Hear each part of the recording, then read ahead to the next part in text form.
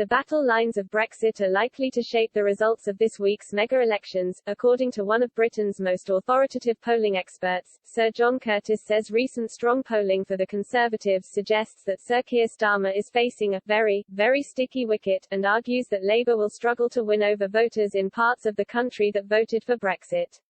Labour is fighting to stop the Tories winning Hartlepool for the first time in the by-election since the founding of the constituency, and Sir John said the race is close.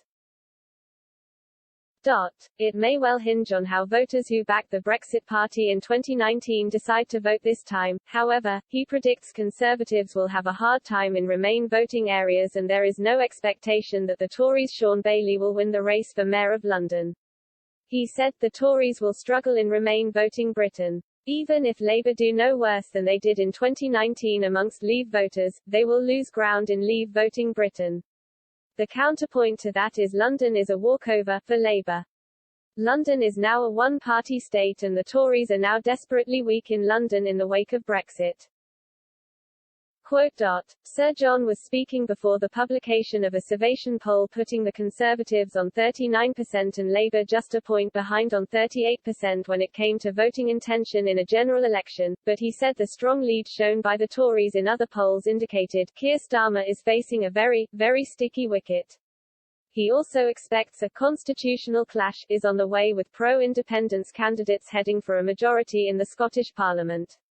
He anticipates the SNP and the Greens winning more than 70 of the 129 seats, and this would put a second independence referendum firmly on the political agenda. He said, there will be a constitutional clash at some point.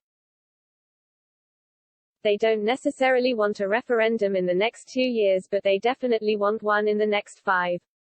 There's virtually nobody who disagrees with that. The question we're all asking ourselves is whether the SNP can get a majority on their own. An outright win by the SNP would make it harder for the UK government to refuse a referendum.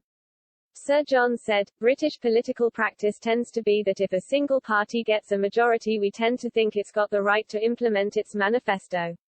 He is not surprised at the failure of Alex Salmond's Alba to take off in the polls.